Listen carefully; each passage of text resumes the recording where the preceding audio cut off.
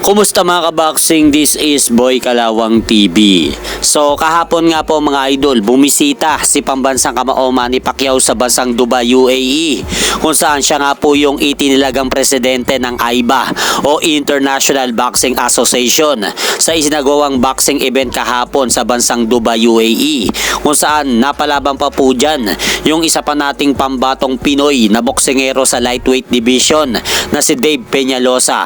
Kaso nga lang po mga idol ay natalo nga po siya sa Russian boxer na si Daud Alaev sa ilang naganap na 10-rounder match, kung saan nauwi nga po ang pagkatalo ni Dave Peñalosa sa pamamagitan ng TKO sa round 6 ng kanilang laban. At pumunta naman po tayo mga idol dito kay pambansa kamao Manny Pacquiao dahil nakapanayam nga po siya sa ES News ni Elie Seckbach at naitanong nga po ni Elie Seckbach sa kanya kung anong masasabi dito sa naging pahayag ni Terence Crawford na kung naglaban daw sila ay tatalunin lang daw siya ni Crawford nang walang kahirap-hirap sa laban. At dahil dyan sa tanong sa kanya ni Elie Seckbach mga idol, sinabi nga po ni pambansa kamao Manny Pacquiao na swerte daw itong si Terence Crawford dahil hindi daw siya nakalaban ito sa kanyang era. So ang ibig sabihin po ba dyan ni Manny Pacquiao mga idol na swerte pa itong si Terence Crawford dahil kahit paano ay hindi siya nakaharap nito sa kanyang klasikong version?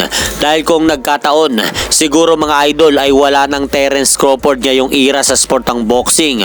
At kung gusto nyo nga po mga idol mapanood ng buo ang naging interview ni Manny Pacquiao sa ES News, ay pakibisita nyo na lang po yung YT channel ng ES News at lalabas na po dyan yung interview ni pambansa kamao Manny Pacquiao. Terence Crawford said he would beat you. A lot of people didn't think so. I don't think so. But then you wrote a comment, God bless you, good luck, I wish you all...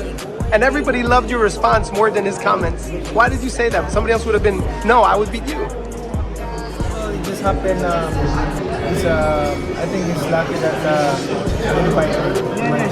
That would be great. So, At sa kabilang banda naman, kahapon ay pinakita nga po mga idol ng kampo ni current undisputed world super bantamweight champion na Naoya Inoue ang kanilang isinagawang public workout sa bansang Japan, kung saan malulutong at malalakas na nga po ang mga pinapakawalang suntok ni Naoya Inoue sa mid pads, dahil maririnig nyo naman ang mga lagapak ng suntok ni Naoya Inoue.